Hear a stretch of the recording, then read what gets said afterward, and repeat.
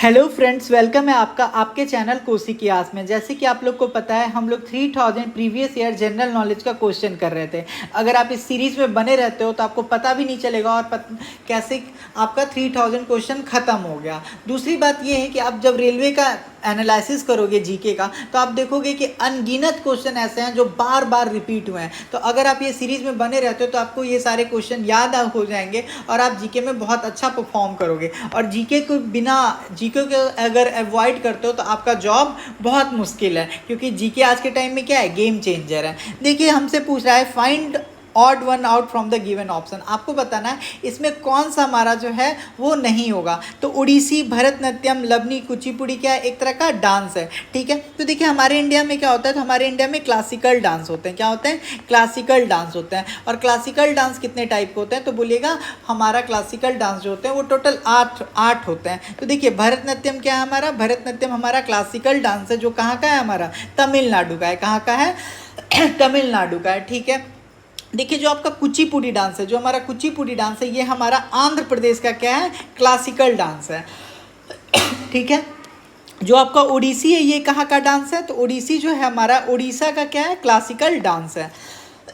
ठीक है, लेकिन जो आपका लवनी है, जो आपका लवनी है, ये एक तरह का क्या है हमारा, लवनी जो है हमारा एक तरह का फोल्क डांस है। लवनी क्या है हमारा, लवनी जो है ये एक तरह का हमारा फोल्क डांस है। और ये कहाँ का डांस है, तो ये हमारा महाराष्ट्र का डांस है। ठीक है, लवनी जो है ये हमारा महाराष्ट्र में होता है। इसमें हम लोग क्या करते हैं, इसमें डांस किया जाता है किसके बेसिस पे, ढोलक बजता है, इंस्ट्रूमेंट बजता है और उसके ऊपर क्या होता है, उसमें लोग डांस करते हैं। ठीक है, जो हमारा लवनी डांस है, ये हमारा मराठी में होता है और ये थिएटर में भी किया जा सकता है। ठीक है, इसमें क्या होता है, इसमें जो फीमेल एक्ट्रेस होती हैं वो क्या करती हैं, 9 यार्ड लॉन्ग साड़ी पहनती है। क्या पहनती है? 9 यार्ड लॉन्ग साड़ी पहन के इसको डांस करती हैं। ये जो हमारा लवनी फेस्टिवल है, ये हमारा महाराष्ट्र और दक्षिण मध्य प्रदेश में ये जनरली होता है। ठीक है, आप ये चीज़ समझ गए। चलिए, अगर आप बात करूं क्लासिकल डांस कौन कौन सा होता है, तो हमारा ओडिसी क्लासिकल डांस है, हमारा भरतनाट्यम क्लासिकल डांस है, कुचिपुड़ी हमारा क्लासिकल डांस है, कथक उत्तर प्रदेश में होता है, ये हमारा क्लासिकल डांस है।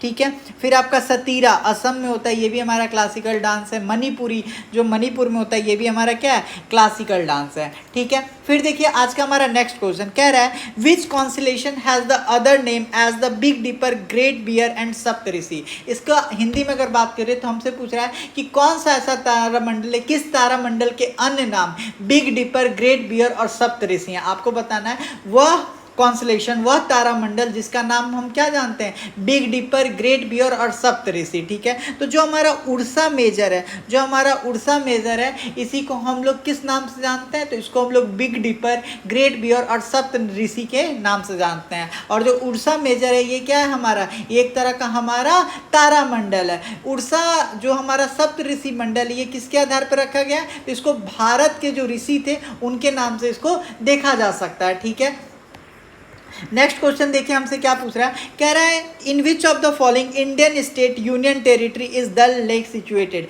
आपसे पूछ रहा है निम्नलिखित में से किस भारतीय राज्य केंद्र शासित प्रदेश में डल झील स्थित है। ठीक है, तो जो हमारा डल झील है ये कहाँ पे है, तो डल झील जो है हमारा ये जम्मू और कश्मीर में है। कहाँ पे है हमारा, जम्मू और कश्मीर में है। ठीक है, जम्मू कश्मीर की ग्रीष्मकाल राजधानी श्रीनगर में ये क्या है, हमारा डल झील है। ठीक है, सहर झील कश्मीर में पर्यटन और मनोरंजन के लिए अभित्र है और इस कश्मीर के मुकुट में गहना या श्रीनगर का गहना नाम दिया गया है। जो हमारा डल लेक झील जो है, इसको हम लोग क्या बोलते हैं, कश्मीर के मुकुट में गहना या श्रीनगर का गहना भी इसको कहते हैं। यहाँ पे क्या है, यहाँ पे एक हमारा मीठे पानी का भी क्या है, झील है। यहाँ पे जो हमारा डल लेक है, यहाँ पे क्या है, यहाँ पे एक मीठे पानी का भी झील है। और ये कौन से स्टेट में पड़ता है, हमारा जम्मू कश्मीर है। अगर आप बात कीजिएगा कि मीठे पानी का झील कौन कौन सा है, उसका एग्जाम्पल बताइए, तो जैसे भीमताल झील, नैनीताल झील, लोकतक झील। ठीक है, आपका हो गया बरपानी झील, ये सब का है, यहाँ पे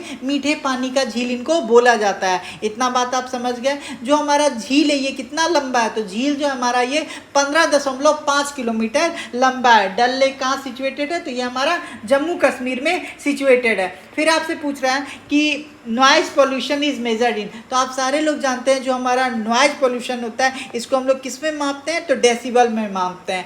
ध्वनि प्रदूषण को किस में मापा जाता है, तो ध्वनि प्रदूषण को हम लोग डेसिबल में मापते हैं। ठीक है, अगर आपसे एग्जाम में कभी क्वेश्चन पूछे कि अगर आपको रात को अच्छी नींद चाहिए तो आपको कितना डेसिबल का साउंड होना चाहिए आपके अगल बगल, तो अगर आपको रात में अच्छा नींद चाहिए तो जनरली 35 से 40 डीबी तक अगर साउंड है तो आप अच्छे से क्या कर सकते हैं, सो सकते हैं। लेकिन जैसे नॉइज, कब बोला जाएगा कि नॉइज पोल्यूशन हो रहा है, अगर आपका जो मतलब शोर का लेवल है वो 75 डेसिबल से ज़्यादा हो जाएगा। अगर ये 75 डेसिबल से ज़्यादा होगा तो इसको हम लोग क्या बोलते हैं, नॉइजी साउंड बोलते हैं। क्या बोलते हैं इसको हम लोग, नॉइजी साउंड बोलते हैं। ठीक है, जैसे जो लोग, जैसे मैं आपको बताता हूँ, जैसे धोनी इंटर करते हैं क्रिकेट के क्रिकेट के मैदान में, तो आप देखते होंगे साउंड का स्पीड 120 डीबी तक भी चला जाता है। दोस्तों यकीन मानिए अगर 120 डीबी अगर कंटिन्यू रह गया 5 मिनट 10 मिनट तक तो बहुत लोगों का क्या हो सकता है, कान का पर्दा खराब हो सकता है। तो नॉइज पोल्यूशन को हम लोग किस चीज़ में मेजर करते हैं, तो हम लोग इसको डेसिबल में मेजर करते हैं।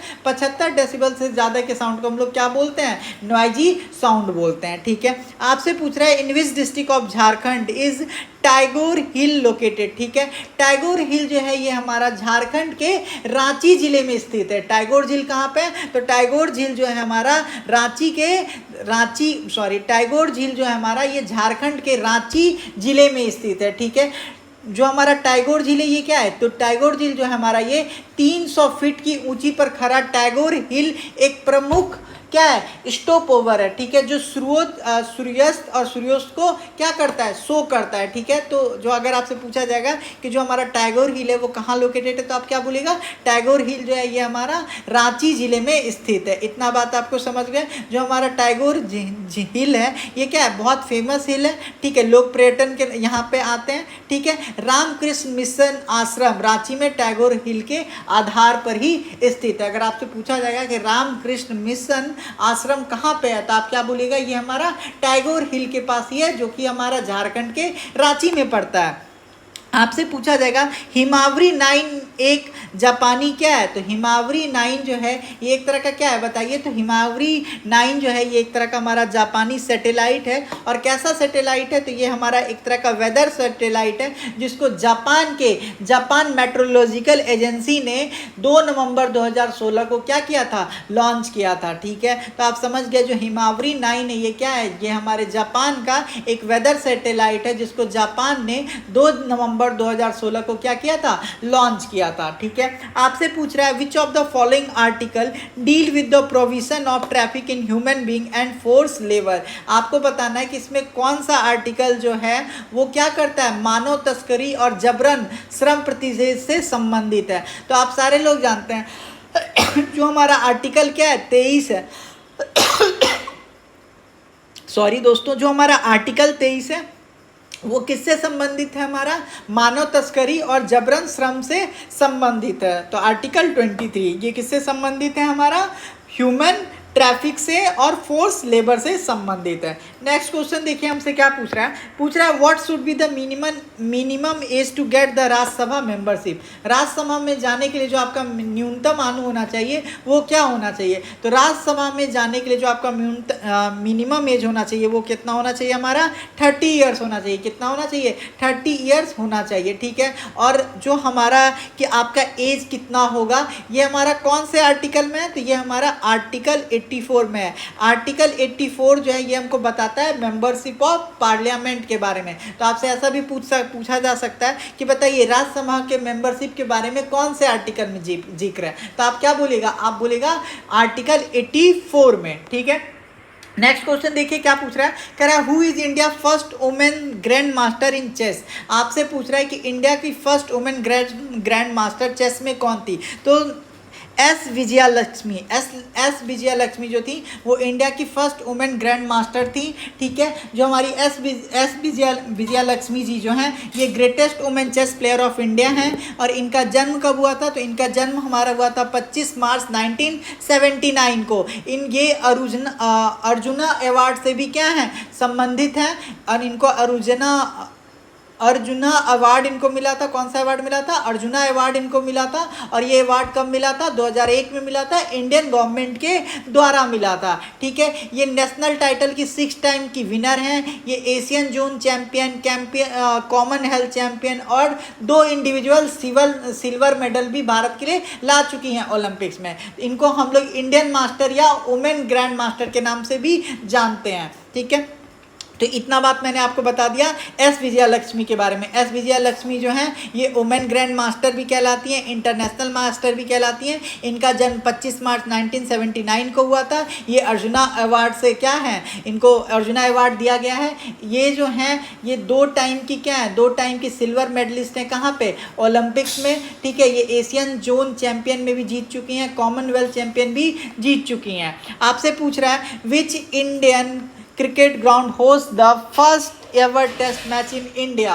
ठीक है, तो first ever test match in India जो था वो हमारा बॉम्बे जिमखाना में हुआ था। इसमें हमारा इंडिया और इंग्लैंड के बीच मैच हुआ था। और ये कब हुआ था? तो ये हमारा 1933 में हुआ था। ये इसमें कब हुआ था हमारा match? First ever test match ये हमारा 1933 में हुआ था। किसके किसके बीच हुआ था? इंडिया और इंग्लैंड के बीच हुआ था। इसमें इंडिया के कप्तान थे CK नायडू और इंग्लैंड के कप्तान थे जार्डिन। और इस मैच में इंग्लैंड 9 विकेट से क्या हो गया था? जीत गया था। इसमें इंग्लैंड क्या हुआ था? 9 विकेट से जीत गया था। तो इंडिया का जो पहला टेस्ट मैच था वो बॉम्बे जिमखाना में हुआ था, 1933 में हुआ था, जिसमें इंग्लैंड जीत गया था, इंग्लैंड से हुआ था। पूछ रहा है which sport is the with which sport is the term silly point associated. तो आप सारे लोग जानते हैं सिली पॉइंट किससे संबंधित है? तो सिली पॉइंट हमारा क्रिकेट से संबंधित है। यहाँ पे क्या होता है? Silly point in cricket is the position where the fielder stand in close proximate of the batsman and it is in danger of being hit. जो हमारा सिली पॉइंट होता है वो बैट्समैन के क्या होता है? एकदम करीब होता है। और इसमें रिस्क रहता है किसको? फील्डर को चोट लगने का। क्या रहता है? इसमें रिस्क रहता है फील्डर को चोट लगने का। तो राइट ऑप्शन क्या हो जाएगा हमारा? क्रिकेट हो जाएगा। नेक्स्ट क्वेश्चन देखिए, कह रहा है विच of the following king was the father of Sanghamitra and महान वर्मन, महेंद्र वर्मन। ठीक है, हमसे पूछ रहा है विच of the following was Sanghamitra and Mahendra Varman. हमसे पूछ रहा है संघमित्रा और महेंद्र वर्मन के पिता कौन थे? तो संघमित्रा और महेंद्र वर्मन के जो पिता थे उनका क्या नाम था? अशोक था। उनका क्या नाम था? अशोक था। वह मौर्य राजवंश के एक भारतीय सम्राट थे जिन्होंने लगभग पूरे भारतीय उपमहाद्वीप पर क्या किया था? शासन किया था। ठीक है, कलिंग युग के बाद अशोक ने सैन्य विजय और जानवरों के प्रति क्रूरता सहित अन्य प्रकार की अहिंसा को क्या कर दिया था? त्याग दिया था। कौन त्याग दिए थे? अशोक। अगर एग्जाम में क्वेश्चन पूछेगा कि अशोक ने सैन्य विजय के बाद किस चीज का त्याग किया था, तो आप क्या बोलिएगा? जानवरों के प्रति जो क्रूरता हो रहा था उस चीज को अवॉइड करने के लिए उन्होंने हिंसा का क्या कर दिया था? त्याग कर दिया था। और उसके बाद वो क्या किए थे? तो उसके बाद वो बौद्ध धर्म के संरक्षण बन गए थे। याद रखिएगा दोस्तों, जो अशोक थे वो बौद्ध धर्म के क्या बन गए थे? संरक्षक बन गए थे। कब? जब वो कौन सा युद्ध जीत गए थे? कलिंग युद्ध जीतने के बाद जो अशोक थे वो बौद्ध धर्म के संरक्षक बन गए थे। इस बात को याद रखिएगा। और अशोक के जो पिता थे उनका जो हमारा संघमित्रा और महान वर्धमान है ये क्या है? ये हमारे अशोक के ही बच्चे हैं। ये बात आप याद रखोगे। अशोक एक मौर्य शासक थे जिन्होंने बौद्ध धर्म का क्या किया था? जो अशोक थे ये एक तरह का मौर्य शासक थे, इन्होंने बौद्ध धर्म को प्रचार करने का काम किया था। ठीक है, तो इस बात को याद रखिएगा। नेक्स्ट क्वेश्चन देखिए, कह रहा है who among the following has become the first ever captain to win 100 match in IPL history. तो IPL हिस्ट्री में ऐसा करने वाले आप सारे लोग जानते हैं वो कौन ऐसे प्लेयर हैं? तो वो हमारे MS धोनी है। MS धोनी जो हैं वो IPL इतिहास में 100 मैच जीतने वाले भारत के पहले कप्तान बन चुके हैं। ठीक है, कितने कप्तान? कौन से कप्तान? First captain. अगर आपसे पूछेगा कि भारत में जो IPL होता है उसको जिताने में कौन हेल्प किया है, मतलब कौन 100 मैच फर्स्ट बार जीता है तो आप क्या बोलिएगा, आप बोलेगा महेंद्र सिंह धोनी। कह रहा है with which type of acid is the atmosphere of Venus made of. आपसे पूछा जाएगा कि वेनस का जो वायुमंडल है वो किस प्रकार के एसिड से बना हुआ है, तो आप बताइए क्या बोलेगा। वेनस का जो हमारा एटमॉस्फेयर है वो हमारा सल्फ्यूरिक एसिड से बना हुआ है। वेनस का जो हमारा एटमॉस्फेयर है ये हमारा सल्फ्यूरिक एसिड से बना हुआ है। सल्फ्यूरिक एसिड जो होता है जब ये क्लाउड बनाता है वेनस पे तो ये हमारा येलोइश कलर देता है, ठीक है। जो हमारा वेनस का एटमॉस्फेयर है यहाँ पे जो हमारा कार्बन डाइऑक्साइड है ये हमारा 96.5% है, और अगर जो रिमेनिंग बच जाता है वो हमारा क्या है, नाइट्रोजन है। अगर बात करूं मैं वेनस का, तो वेनस जो है हमारा ये सेकंड प्लैनेट है सन के बाद। जो हमारा वेनस है ये हमारा सेकंड प्लैनेट है सन के बाद। और अगर मैं बात करूं वेनस का, तो अगर आपसे एग्जाम में क्वेश्चन पूछे कि अर्थ का सबसे निकटतम प्लैनेट कौन सा है तो आप क्या बोलिएगा, वेनस है, ठीक है। जो वेनस है इसका साइज और शेप क्या है, अर्थ के एकदम सेम है, अर्थ से एकदम मिलता जुलता है। जो हमारा वेनस है वो क्या करता है, स्लो घूमता है अपोजिट डायरेक्शन में मोस्ट ऑफ द प्लैनेट के, ठीक है। The battle of Khanwa was fought between, जो हमारा बैटल ऑफ खनावा था वो हमारा बाबर और राणा संगा के बीच में हुआ था, ठीक है। जो हमारा बैटल है ये कहाँ पे हुआ था, तो ये हमारा खनावा जगह में हुआ था। एक हमारा गांव है खनावा जो हमारा भरतपुर डिस्ट्रिक्ट में आता है, जो कि राजस्थान में है, ठीक है। जो हमारा बाबर था वो क्या था, वो हमारा एक तरह का जो फर्स्ट मुगल एम्परर था, और जो राणा संगा था वो हमारा राजपूत रूलर था। कहाँ का, मेवाड़ का। अगर आपसे पूछा जाएगा कि बैटल ऑफ खनावा कब हुआ था, तो ये हमारा बैटल ऑफ पानीपत के बाद हुआ था। आपसे पूछा जाएगा कि बताओ जो हमारा बाबर था उसका सन कौन था, तो आप क्या बोलेगा, Humayun was the son of Babur. आपसे पूछा जाएगा कि बताओ अकबर किसका बेटा था, तो आप क्या बोलिएगा कि अकबर जो था वो हमारा हुमायूं का बेटा था, ठीक है। इतना बात आप समझ गए, आप बोलिएगा बिल्कुल सर इतना बात हम समझ गए। तो राइट ऑप्शन क्या हो जाएगा हमारा, बाबर एंड राणा संगा। जो हमारा बाबर था वो फर्स्ट मुगल एम्परर था, और जो हमारा राणा संगा था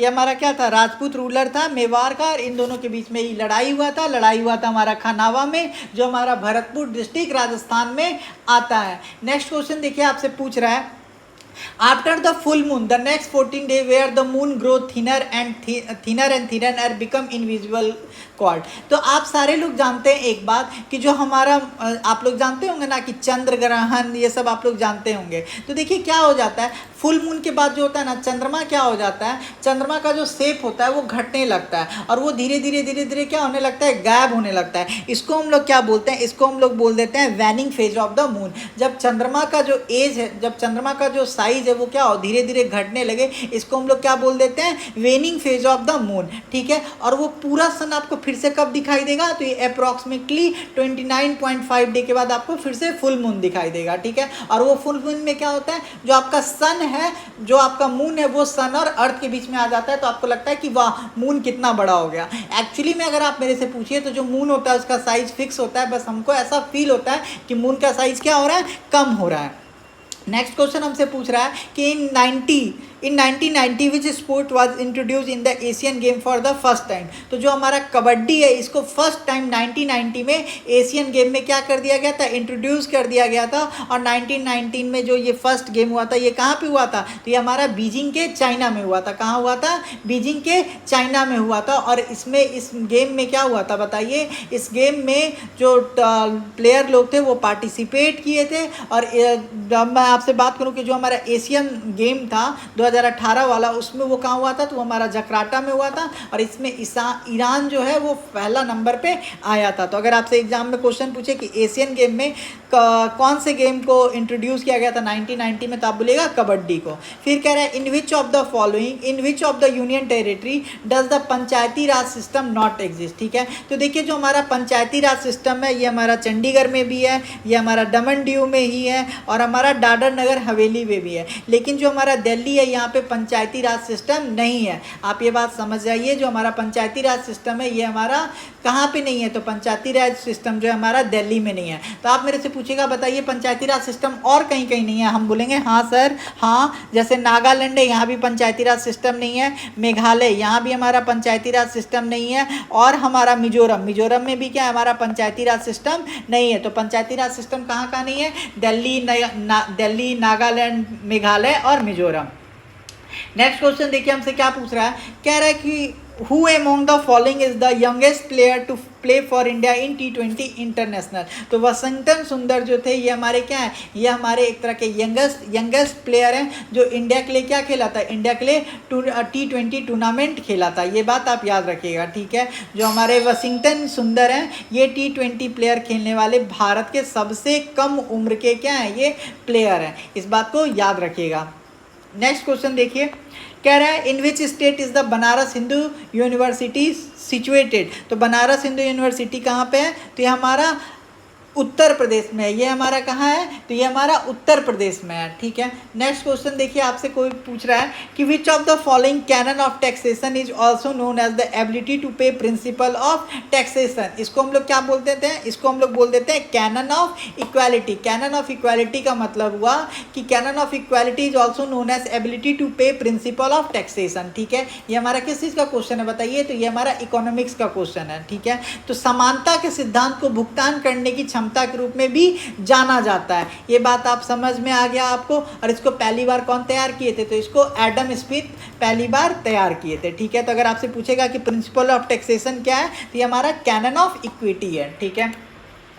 नेक्स्ट क्वेश्चन देखिए, आपसे क्या पूछ रहा है, आपसे पूछ रहा है compensatory afforestation fund bill was pass by Rajya Sabha of India in the year, ठीक है। तो मेरा जो कंपनसेंट्री बिल है ये कब पास किया गया था राज्यसभा के द्वारा, तो ये हमारा 2016 में पास कर दिया गया था। क्या कर दिया गया था, ये जो कंपनसेंट्री एफोरेस्टेशन फंड बिल है ये हमारा 2016 में पास कर दिया गया था।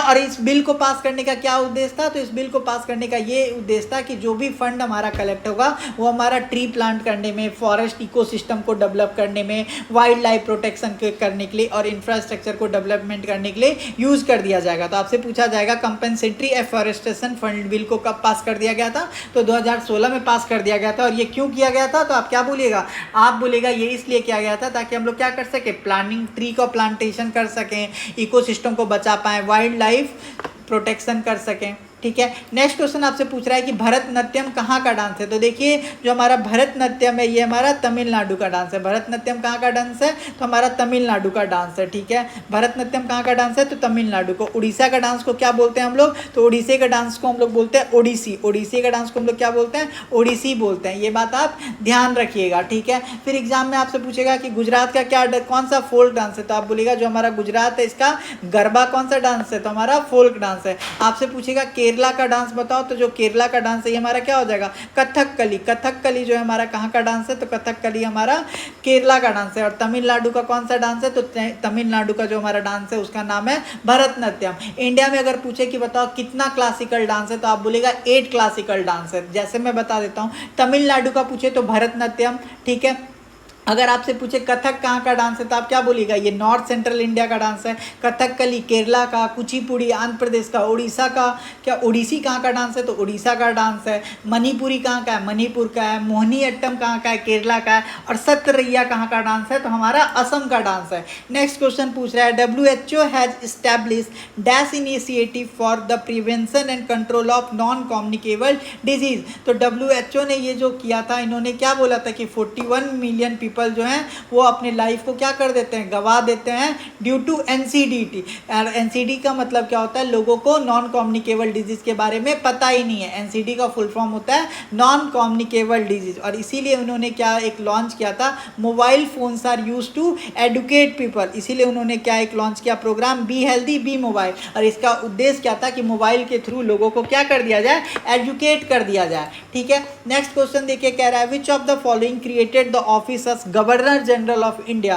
कौन सा चार्टर्ड एक्ट है, तो वो हमारा एक्ट था चार्टर एक्ट 1833। चार्टर्ड एक्ट 1833 के through he governor general of India क्या कर दिया गया था, नियुक्त कर दिया गया था इंडिया में। कह रहा है which Indian waterfall has 4 districts fall namely Raja, Rani, rocket and roarer. तो जो हमारा जोग फॉल है, इसी को हम लोग राजा, रानी, रॉकेट और रोरर भी जानते हैं। जो हमारा जोग वाटरफॉल है ये हमारा कहाँ है, तो ये हमारा शिमोगा डिस्ट्रिक्ट। ये हमारा कहाँ है, शिमोगा डिस्ट्रिक्ट, जो कि कर्नाटका स्टेट में यहाँ पे है। तो जोग को ही हम लोग किस नाम से जानते हैं, राजा, रानी, रॉकेट और रोरर के नाम से जानते हैं, ठीक है। और ये जो हमारा जोग जॉग वाटरफॉल है, ये कौन से रिवर के द्वारा क्रिएट किया गया है? तो ये हमारा सारावती रिवर के द्वारा क्या कर दिया गया है? क्रिएट कर दिया गया है। ठीक है, नेक्स्ट क्वेश्चन देखिए क्या कह रहा है, बताइए। कह रहा है कि जो हमारा मुख्यमंत्री युवा स्वाभिमान योजना launch by Madhya Pradesh government is associated with. तो जो हमारा मुख्यमंत्री युवा स्वाभिमान योजना जो मध्य प्रदेश के गवर्नमेंट ने लॉन्च किया था, वो किससे रिलेटेड है? उससे रिलेटेड ये है कि जो भी शहर के आर्थिक रूप से कमज़ोर वर्ग के बच्चे हैं उनको क्या कर दिया जाए? तो उनको 100 दिन के अंदर रोजगार प्रोवाइड कर दिया जाए। कितना? रोजगार प्रोवाइड कर दिया जाए। और इनके लिए बोला गया था कि अगर 100 दिन के अंदर जिनको जॉब मिलेगा उनको 13,500 रुपया 100 दिनों की अवधि के लिए क्या होंगे? मिलेंगे। ठीक है, नेक्स्ट क्वेश्चन देखिए क्या रहा है, who among the following was awarded as the Bharat Ratna. इसका मतलब होता है पोस्टुमसी का मतलब होता है मरणोपरांत। इसमें से जो ऑप्शन है इसमें आपको बताना होगा किसको मरणोपरांत क्या दिया गया था? भारत रत्न से सम्मानित किया गया था। तो हमारा नानाजी देशमुख जो है इनको मरणोपरांत 2019 में भारत रत्न से सम्मानित कर दिया गया था। ये क्या थे? तो ये एक हमारे समाज सुधारक थे, लोकसभा सदस्य थे। ये लोकसभा सदस्य कहाँ से थे? तो उत्तर प्रदेश के बलरामपुर से थे। ये राज्यसभा सदस्य भी रहे हैं और ये भारतीय जनसंघ में भी थे। इनको पद्म भूषण से भी सम्मानित किया जा चुका है, ये बात आप याद रखिएगा। ठीक है, और जो हमारा क्या, हाँ ठीक है, ये बात आप समझ गए। फिर देखिए नेक्स्ट क्वेश्चन हमारा कह रहा है Odisha often face natural disaster due to. Odisha में जो हमारा नेचुरल डिजास्टर आता है वो क्यों आता है? ये आपको बताना होगा। जो हमारा ओडिशा है उसमें जो नेचुरल डिजास्टर आता है उसका प्रमुख कारण क्या है? कौन लेके आता है वहाँ पे नेचुरल डिजास्टर? तो ओडिशा में जो नेचुरल डिजास्टर आता है उसका मेन कारण क्या है? मेन कारण है हमारा साइक्लोन। उड़ीसा में जो नेचुरल डिजास्टर है उसका मेन कारण क्या है? हमारा साइक्लोन है। ठीक है, फिर नेक्स्ट क्वेश्चन देखिए कह रहा है who among the following led the foundation of chemical science by stabling 2 important law of chemical equation.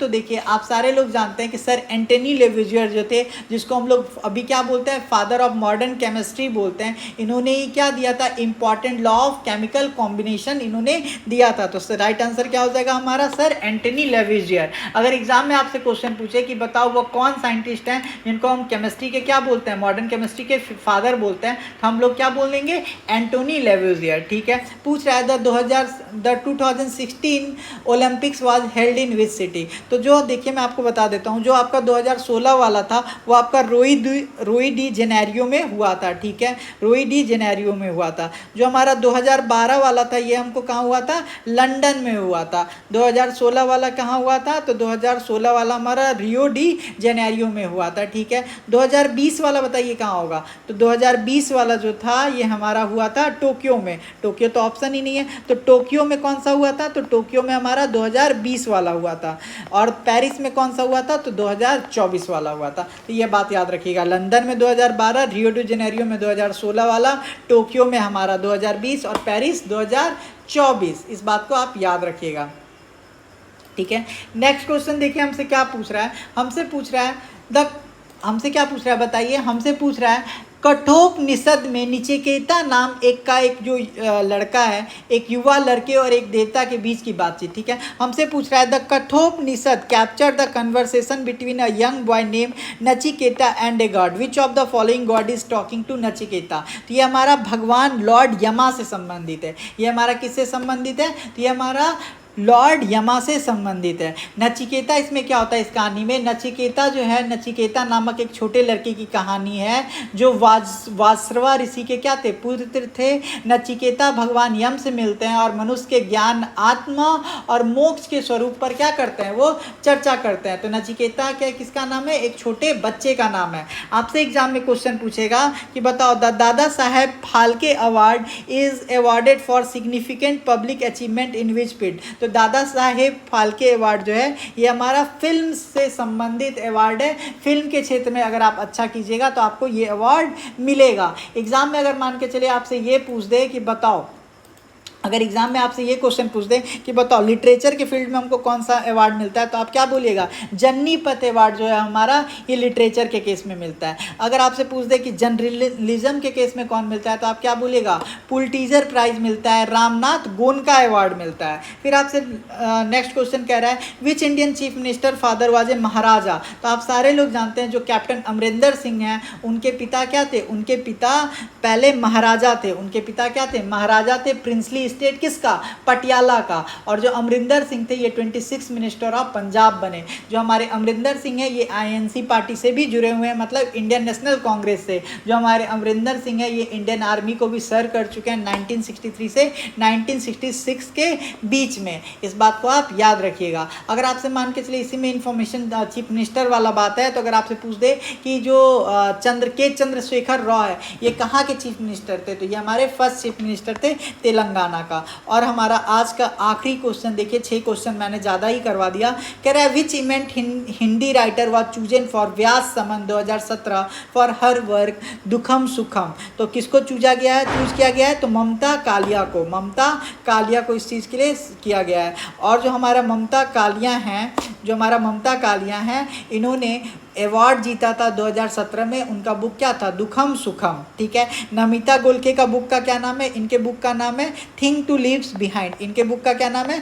Things to leave behind. अगर आप मान लो ये नेक्स्ट एग्जाम में यही क्वेश्चन पूछ दे नमिता गोखले का जो बुक है उसका क्या नाम है, तो आप क्या बोलेगा? Things to leave behind. आपसे पूछ दे मीना कांडा स्वामी का बुक क्या है, तो इस बुक का नाम है this poem will provoke you. ठीक है। और झुम्पा लहरी का बुक का नाम आप पूछेगा तो क्या बुक का इनका नाम है? द नमा सेके। तो इसी के साथ मैंने आज आपको 35 क्वेश्चन करवा दिया है। मिलते हैं नेक्स्ट वीडियो में, और उस वीडियो में हम लोग आगे का सीरीज कंटिन्यू करेंगे। और कहीं कहीं पे अगर प्रोनाउंसिएशन में आपको थोड़ा बहुत प्रॉब्लम होता है तो आप उसको मैनेज कर लीजिएगा, क्योंकि मैं कंटेंट अच्छा देने का आपको कोशिश कर रहा हूँ, लेकिन कभी क्या हो जाता है टंग स्लिप होने की वजह से थोड़ा प्रॉब्लम हो जाता है। तो आप उस चीज़ को समझ सकते हैं। आपको कंटेंट पे ध्यान देना है कि मैं आपको कैसा पढ़ा रहा हूँ। अगर आपको ये सेशन पसंद आया हो तो आप चैनल को सब्सक्राइब कर लीजिए।